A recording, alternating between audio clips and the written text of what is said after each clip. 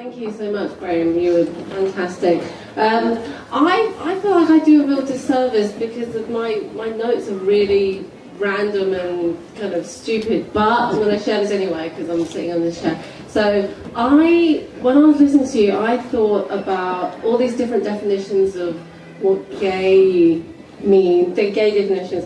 I was thinking balderdash. It's almost like a cliche. And then I was also thinking, in case anyone's wondering or maybe curious, I'm from a part of England, Essex, which I try to explain to Americans as being like the Jersey Shore of England. And so as I was hearing all these, you read, I was thinking of, I was thinking, oh wow, this could be in a Mike Leigh film with getting complete Essex accents, like, oh yeah, it's about that, and she was like eating Fruit Loops when she was saying that. And I just feel like those conversations that you depicted were so real, and so they could just be anywhere, but also super clever. And I loved how it was so. I loved how lean your writing is and how graphic it is, and there's a weird sort of innocence that comes with all of that as well. So I immensely enjoyed your reading. Thank you very much. Mimi Locke, ladies and gentlemen. And now Melissa Griffin. Performance.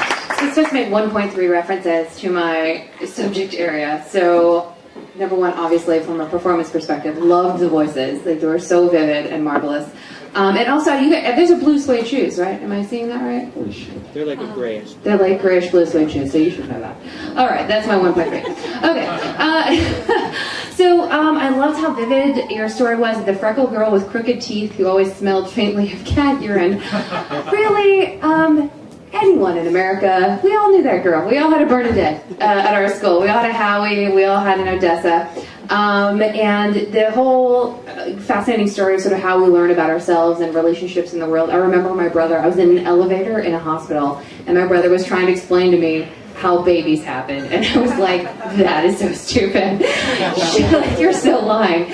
But just that everyone has that experience of, once that's introduced to you, and you're like, really? And I just thought that was so accessible to everyone, even people who, who aren't gay. We all had those experiences. And so that was wonderful. Thank you. Melissa Griffin with performance. And now over to John Wolanske for his movie. I feel like I might have gotten that talk from your brother. Sounds familiar. Graham, first of all, I want to compliment you on the brave choice of going first, ripping the Band-Aid. Major points for that.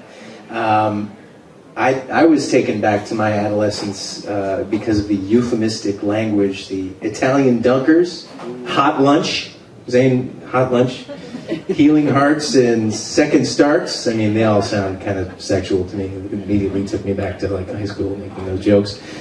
Which is great. I also loved your performance, the voices, the faces, very, very well read. And then I wrote, it was short and sweet and dirty like my bus driver. So, well done.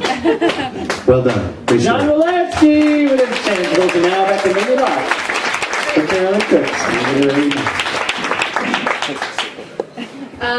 Carolyn, I felt drunk listening to you. I felt slightly high. I wrote down I was snorting every line. It's no reflection on my competence at work.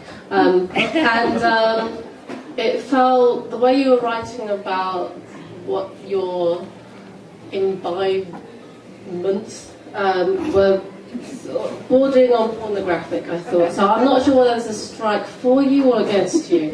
I'll probably say for you, since we're in San Francisco.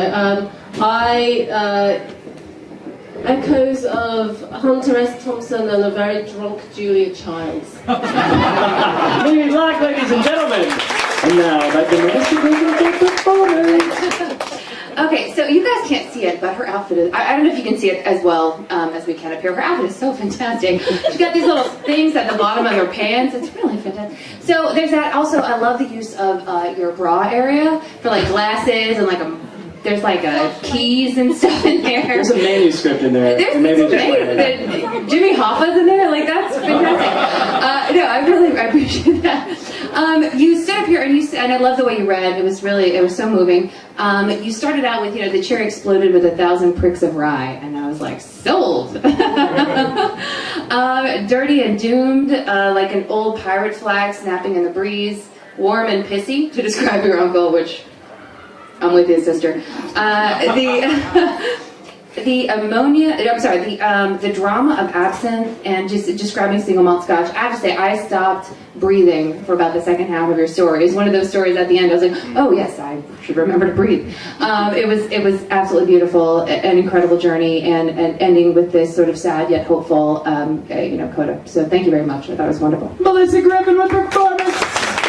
And now, his final judging of the night, John Wolanske with each movies. I noticed there was a reference to the O. Henry Awards in your bio, and the story reminded me of the O. Henry candy bar. It was rich, chocolatey, and a little nutty, if you know what I mean. I also really appreciate your outfit. I think you're the only person here who is appropriately dressed for the room. It's a cross between Joel Grey and Cabaret and the Black Eyed Peas with the reflective pants. A little bit Fergie, you dressed to read. Well done. That I would call that an intangible. That feels somehow tangible. I also appreciated the flashlight. She's sponsored by Home Depot, everyone. Let's build something tonight. True story. And again, since we have the privilege of actually seeing the print up here, our point of view, 15 points, New Gothic bold, playful, yet definitive and slightly Transylvanian, I wrote. The story had more historical and cultural references than We Didn't Start the Fire, and I happen to like that song. So well done, well done. Very John Wolanske! The judges are going to huddle again, and while that happens, I want to say something. So the reason we partnered with this magazine is because, there's a couple reasons. One, they were nice enough to publish an essay I wrote called Writing This Makes Me Angry, in which I complain for about 3.5 pages about having to write this essay because I agreed to do it.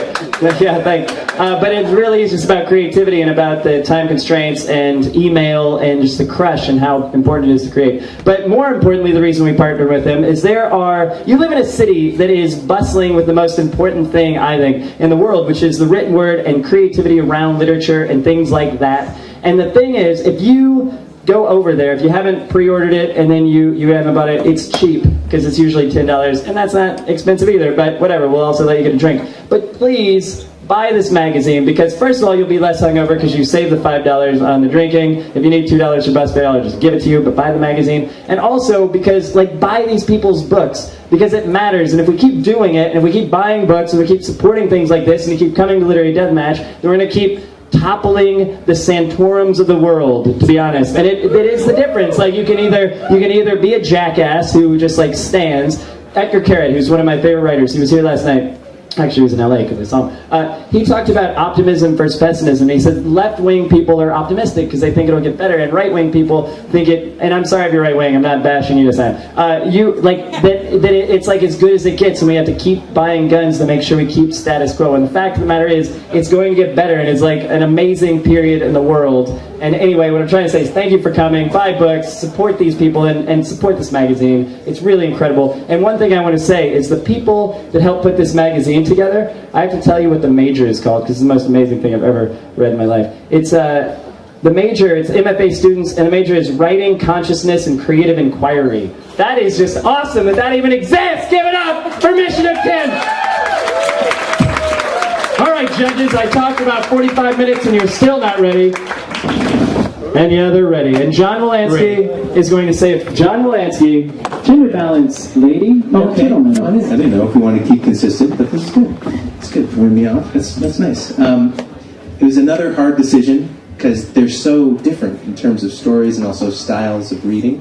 So it was hard, and it was hard to really go through the bullet points very quickly. But I will say that I think as a piece of writing for performance, Graham, you were definitely stronger. There was just something that was cleaner and kind of more to the point, more direct about the writing, which is great. But I think we were feeling a little bit more in your camp because of just the power of the writing And you know, it's like you said, there was a point halfway through where we all kind of felt like caught, you know, in a good way. So congratulations, Carolyn. Carolyn Cooke, your finalist! And give it up for Gremore. He was fantastic. Graham was great. Never worry, he'll be back. Thank you, Graham. Carolyn, don't go anywhere. Now, if we can have our night's other finalists. Joe Quirk, if you can make your way to the stage while I welcome our judges off the stage. Give it up one last time for Mimi Locke, Melissa Griffin, and John Wolanske.